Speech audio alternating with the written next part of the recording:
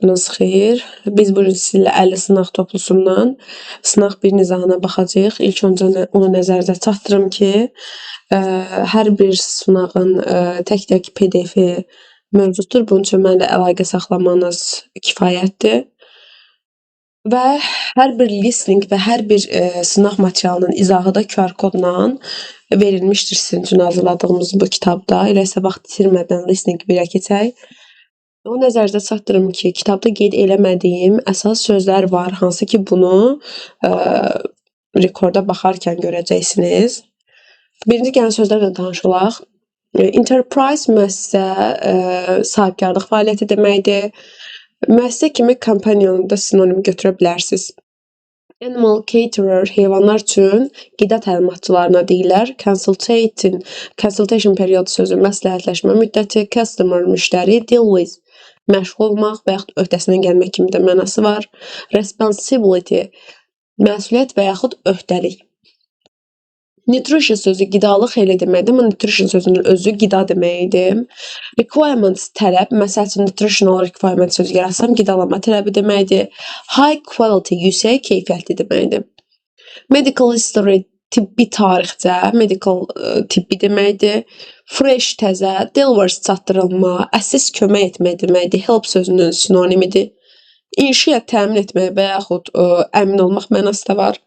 Run tests, run sözü həm qaçmaq mənasında istifadə oluna bilir. Run sözü həm nəzərdən keçirmə, məsələn test sözünə birləşəndə nəzərdən keçirmə, həm də idarə etmək mənası da var run sözünün. Extensive geniş, hər tərəfli və bəzi frazoloji birləşmələr var ki, listingdə qeyd olunub. Get in touch with əlaqə saxlamaq. Looklu birləşmələr var ki, after'la birləşəndə qayğısına qalmaq to take care of-a bərabərdir. Away on vacation. Vacation sözü istirahət, tətil deməkdir. Və bunu da nəzərinizə çatdırım ki, preposition mövzusunda vacib olacaq sözlərdən biridir ki, tətil, istirahətlə bağlı sözlərin qarşısında on işlənir. Away on vacation məzuniyyətdə və yaxud tətildə olmaq.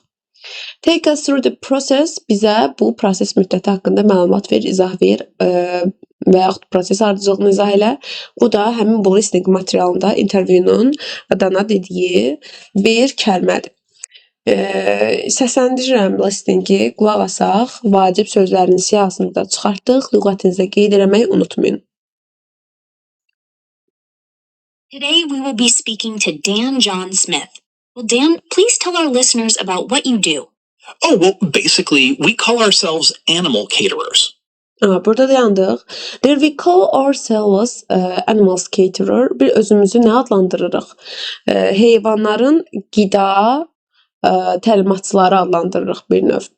Və bu sözü də bizə question 5-də soruşur ki, düzgün olanı seçin. Baxın 5-ci sualda B variantında deyilir ki, Dan calls himself an animal caterer. Buna görə də B sualı, B variantı sualımızın cavabı olur. Keçici ardına. We prepare high quality, nutritious food for people's pets, and we have been doing it for about 2 years. Who helps you with the enterprise? My wife, Carol. Sənə kim kömək eləyir? Help sözü əsl sözünə bərabər idi. Sənə bu müəssisədə kim kömək eləyir? Enterprise müəssisə deməkdir. Mənim həyat yoldaşım Carol. Bu da birinci sualda deyilir ki, mətndən nə aydındır bu dialoqdan? Cavabımız olur D variantı. Baxın, Danın həyat yoldaşı Carol assisting, kömək eləmək. Görürsünüz, burada help nə verib, burada assist nə veribdir. Kömək eləyir onun alət biznesinə. Ona görə də bir də cavabımız olur D variantı.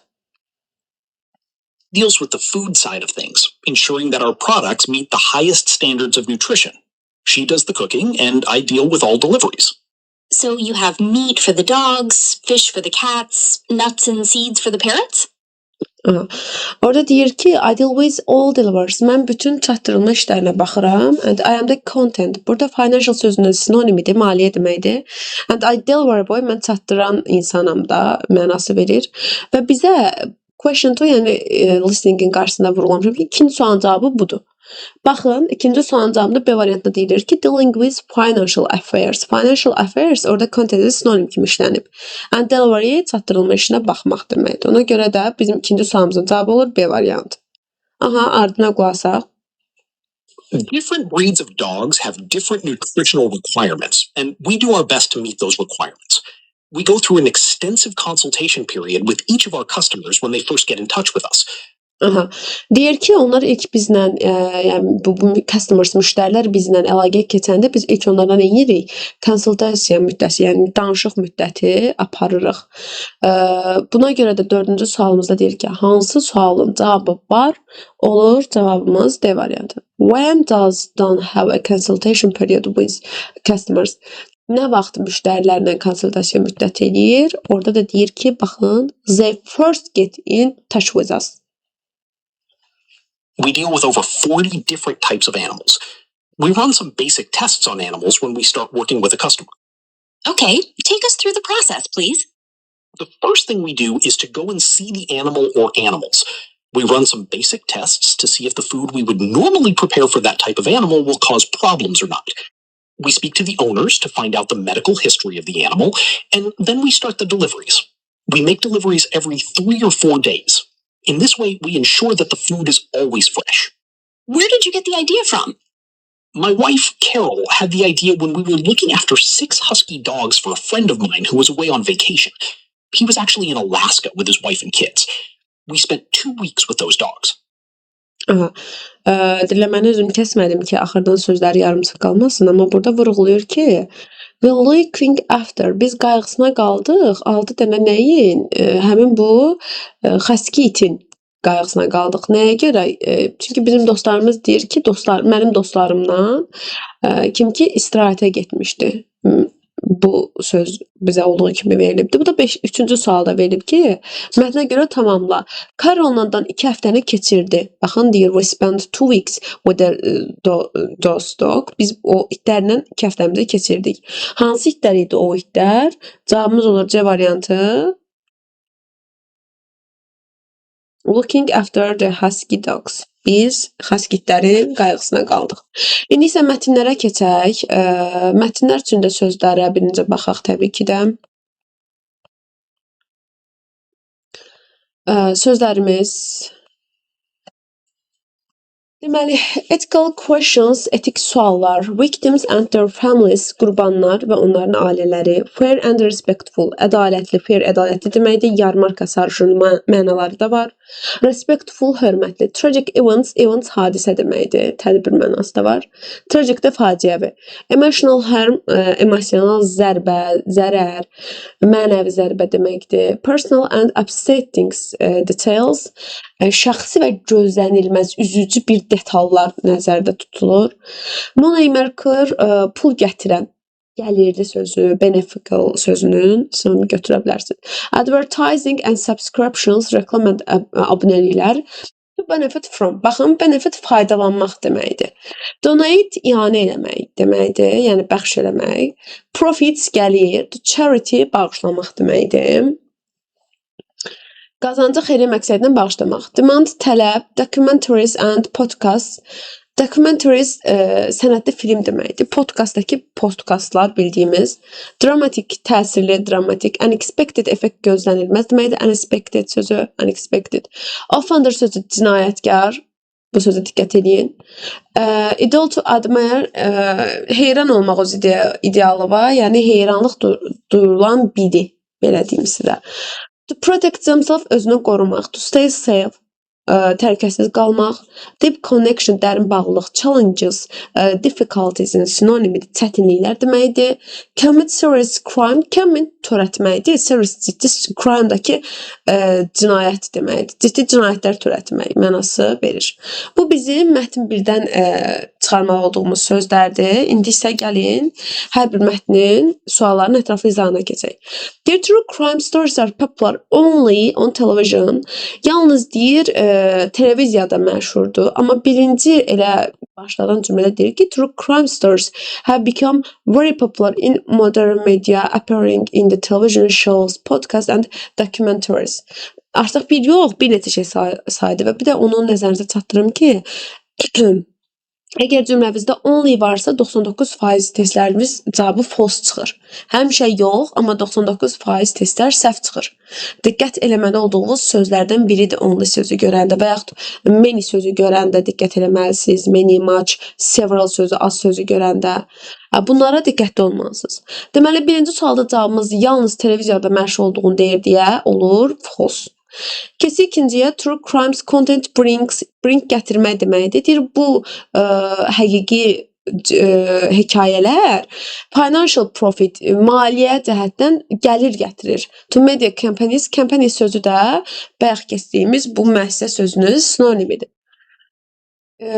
Bu barədə də arxasıca verilən cümlədə deyilir ki, this popularity has made a true crime a big money maker. Money maker burada bizim əsas sözümüzün sinonimi kimi işlənib. Profit sözünün gəlirli, pul gəlirli sözünün sinonim kimi işlənib və burada heç bir yanlış yoxdur.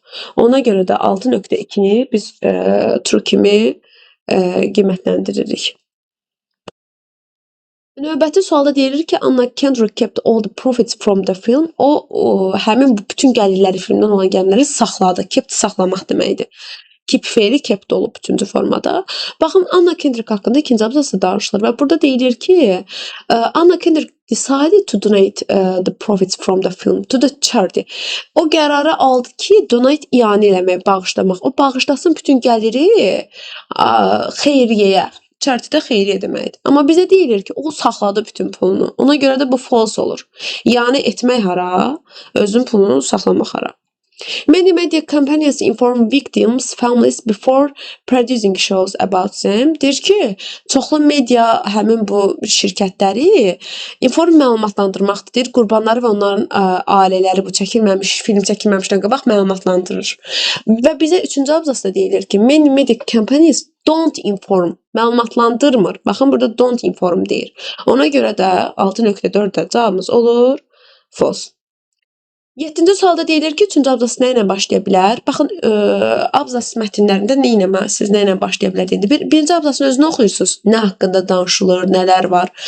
Və burada da 3-cü abzasda bizə danışılır ki, həmin bu şirkətlər məlumat vermir və bu da insanlarda bəzi mənəvi zərbələr yarada bilir, hansı ki, onlar üzücü detalları qeyd edə bilərlər həmin bu filmdə. 3-cü abzasda tamamilə bunun haqqında danışır. Və hər ehtimala qarşı özündən əvvəlki abzasın son cümlələrini də oxusaz yaxşı olar ki, bu bir əlaqələndirə də bilərsiniz də. Amma 99% ən birinci görməli olduğumuz iş mətnin həmin abzasının özünü oxumaqdır elə. Biz burada gördük ki, qurbanlar ailələrinə verilən mənəvi zərərlərdən danışır, gözlənilməz səhnələrinin yaratdığı üzücü detallardan danışır. Bunlardan danışır və bütün buna da uyğun variantımız, baxın, B variantıdır ki, orada deyir ki, həmin bu artan məşhurluq nə gətirə bilər? Bəzi ciddi narahatlıqlar yarada bilər də onların ailələrinə, qurbanların ailələrinə qarşı belə bir davranış. Ona görə də bizim 7-ci sualda cavabımız olur B variantı. 8-ci sualda deyir ki, why did Anna Kendrick donate the profits from the film? Nəyə görə o Anna Kendrick o qədər pul ianə elədi? Yəni xeyriyyə verdi. Baxın, o da burada ikinci abzasda elə ardıca deyir ki, Kendrick didn't think that it was right to benefit from tragic events described in the film. Deyir ki, Kendrick düzgün hesab eləmirdi buradan gələn faydanı da. Ona görə də o filmdən gələn pulu ianə eləmiş oldu. Düzgün hesab eləmirdi oradan qazanılan pulu. Doğru yerdən gəldiyini sanmırdı da, belə deyək. Ona görə də 8-ci sualda da eynən bu fikri paraphrase, yəni biraz dəyişilmiş versiyası olur bu. She believed it was wrong to profit from tragic real life events. Gerçək həyat hekayələrinə əsaslanan bir dramatik filmdən olan gəlir əldə eləməyi düzgün hesab eləmirdi. İnanırdı ki, bu yanlışdır. 9-cu sualda to benefit from, benefit dedik fayda, gəlir deməkdir. Orada da bu sözün sinonimi kimi. To gain advantage. Advantage yəni fayda qazanmaq. Profit from something nədənsə gəlir deməkdir profitdə. O da olur bizim benefit sözümüzün sinonimi. 9-da olur B variantı. 10-cu sualda deyir hansı sualların cavabları var. When did true crime become popular in the modern media? Nə vaxt deyir artıq məşhur olmağa başladı? Məşhur olmağı barədə məlumat verilsə də Artıq onun nə vaxt məşğul olduğu ilə bağlı heç bir məlumat yoxdur. Ona görə də 10-cu sualda 1 yanlış götürməyəcəksiniz. Bizdən şərtdə does istəyir, olanları istəyir. How did Anna Kendrick respond to ethical concerns? Həmin bu şeylərə qarşı reaksiyası nə idi Anna Kendrick'in bu mənəvi narahatlıqlara qarşı cavabı, reaksiyası. Orada da deyir ki, o öz pulunu neylədi? İanə elədi də ona görə.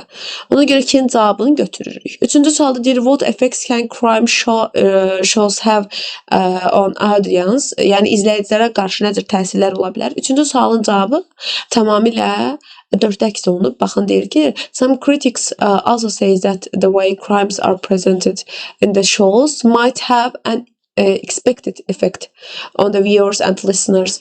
Bəzi tənqidçilər deyir ki, həmin bu cinayətkarların göstərilməsi gözlənilməz təsirlər bağışlaya bilər izləyicilərə və yaxud qulaq asanlara.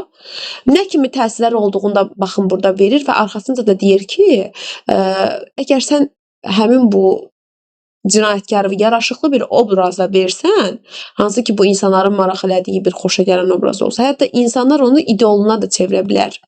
Bunu belə gözlənilməz təsirlər də ola bilər. Yəni bir növ effektlərdən danışır 4-cü abzasda. Ona görə də 3-cü cavabını götürürük.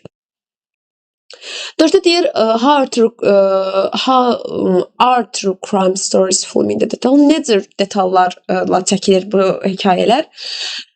Bunun haqqında heç bir məlumat verilməyib mətndə, detallara, xırdaçılığa girilməyib. Why are women more interested in the true crime? Həmin bu gerçək cinayət hekayələrinə niyə görə qadınlar maraqlıdır? Bu da 5-ci abzasda verilib. Baxın, studies show that women are often more interested in true crime stories than men. And research have suggested a few reasons why. Belə burada cümlənin özündə deyir ki, tədqiqatlar göstərir ki, onsuz da qadınlar daha çox kişilərdən maraq göstərir bu cinayət hekayələrinə. Və bu tədqiqatlar həmçinin onu göstərir ki, bunun bir neçə səbəbi var. Studies sözünün təhsildən əvvəl araşdırma mənası da var, research mənasında gedə bilir. Burada diqqətli olaq.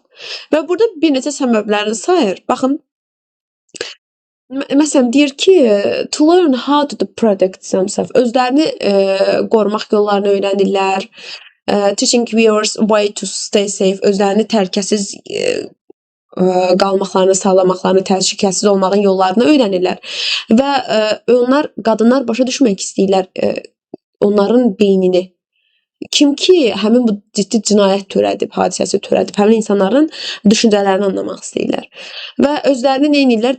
Qadınların yerinə qoyurlar, həmin o qadınların yerinə və onlarla dərin əlaqə qururlar qurbanlarla.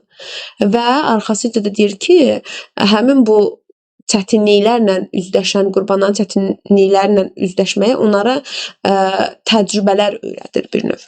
Buna görə də qadınlar kişilərdən daha çox maraqlanırlar bu cinayət hadisələrinə bağlı. Ona görə də 5-ci sualımızda cavab olur, 10-cu sualın cavabı olur 2, 3 və 5. Keçiyor digər bir mətnimizə. Digər mətnimizdən də əsas sözləri siz üçün təbii ki də çıxartmışam. Bu sözlər nədir? Baxaq. Deməli, incredible machines, inanılmaz maşın, ancient technologies, qədim texnologiya, mechanical technology, mexaniki, detail plans, planın detalları, modern technology, müasir texnologiya, bunlar məncə asan sözlərdir. Gəlin baxaq, futuristic, gələcəyə aid. Human abilities, insan qabiliyyəti, moving statue, statue heykəl deməkdir, move də hərəkəti eləmək deməkdir, hərəkət edən heykəl. Sank, sinkin keçmişidir, batdı deməkdir. Lift into the air, havaya qaldırmaq. Lift elə bildiyimiz adi liftlər də bizi normalda qaldırma, indirmə işlərinə baxır. Yəni lift sözün İngilisindən qaldırmaq deməkdir.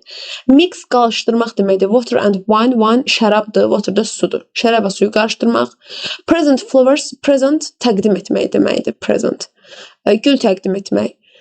Sonra inventor, ixtiraçı, engineer, mühəndis, slave sözünə diqqət eləyək, qul deməkdir. Enemy ships, düşmən gəmiləri, societies, cəmiyyətlər deməkdir.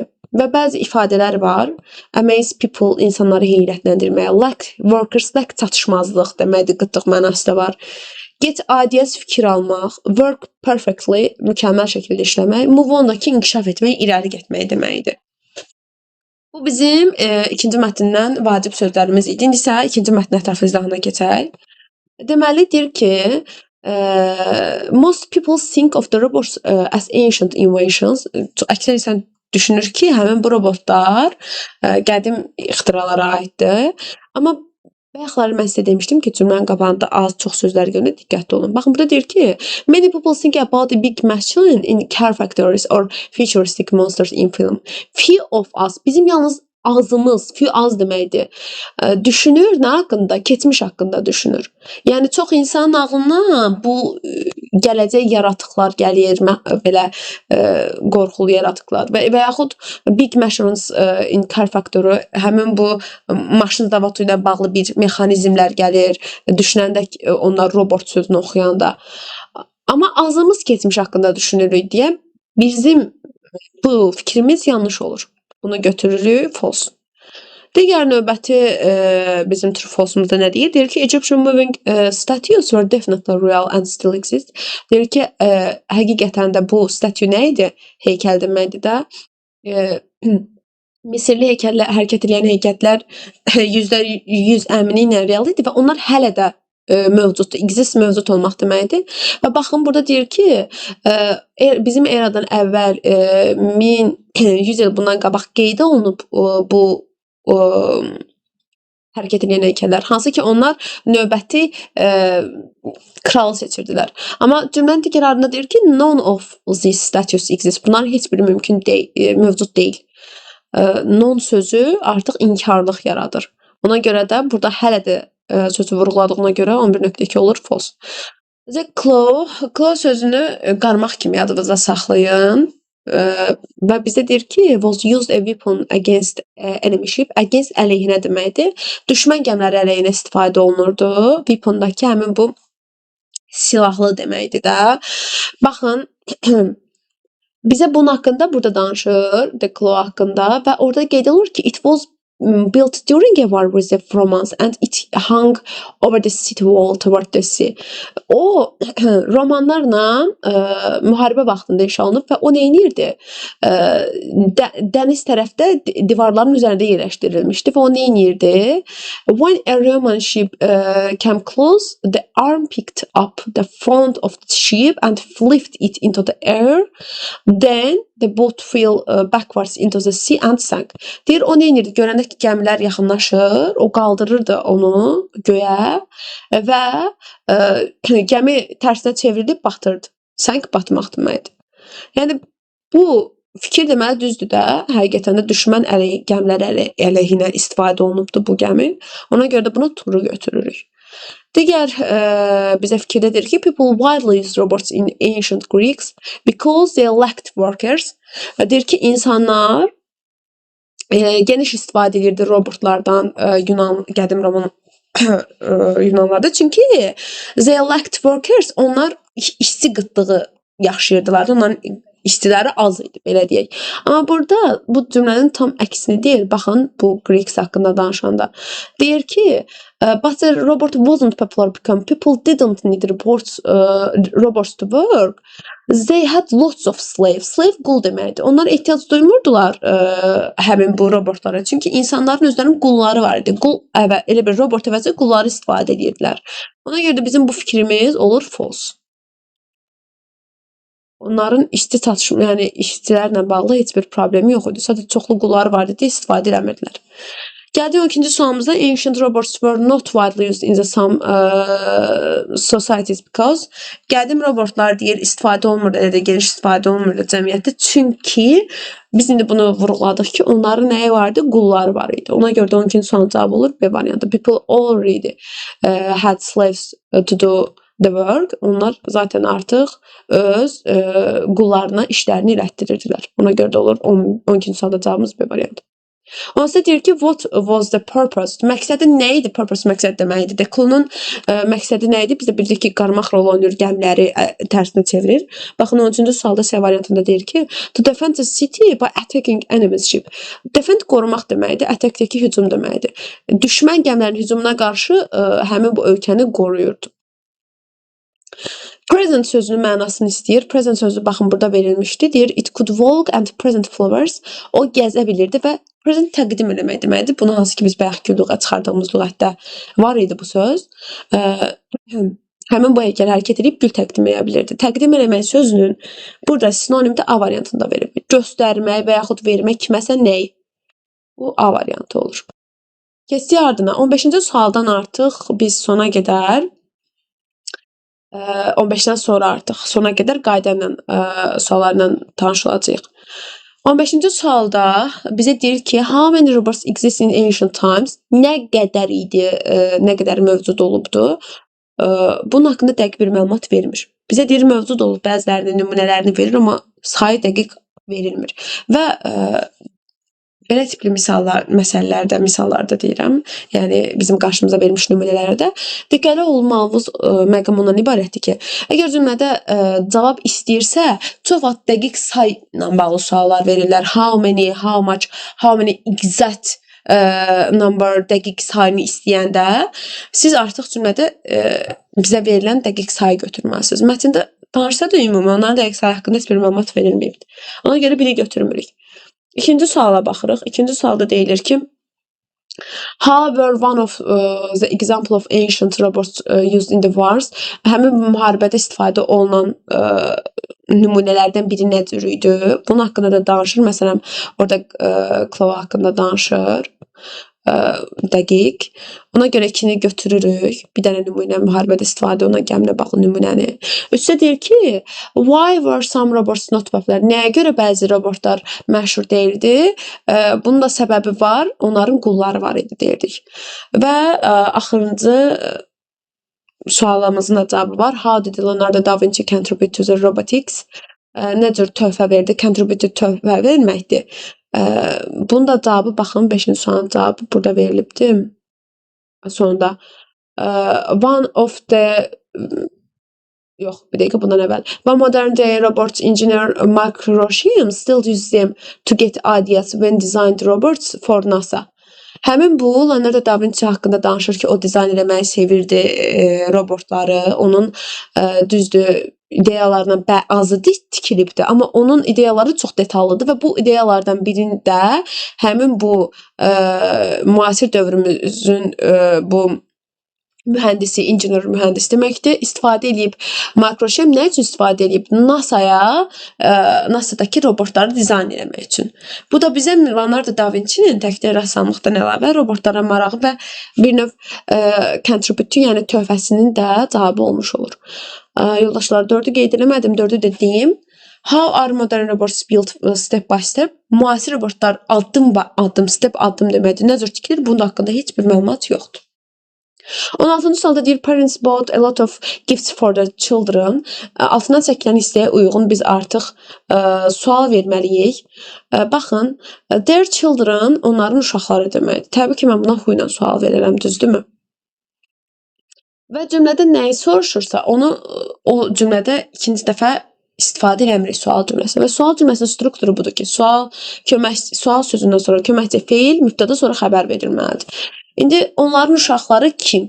Who ilə dedim. Who ilə verə bilərəm, amma burada baxın for qaydası pozubdur. What for, nə üçün deyərəm, ya da for-u əvvəl işlədərəm. B variantı yanlışdır. Bold sözüm keçmiş zamandadır və mən keçmiş zamanda istifadə eləmişəmsə, mütləq didlə sual verməliyəm, didi verməliyəm cümlədə. Ona görə A variantı da getdi. Baxın, A, B variantlarımızdan sonra C, D, E variantları qalıb. Bunları atandan sonra baxıram ki, cümləmdə mənim əgər did feilindən istifadə eləmişəmsə,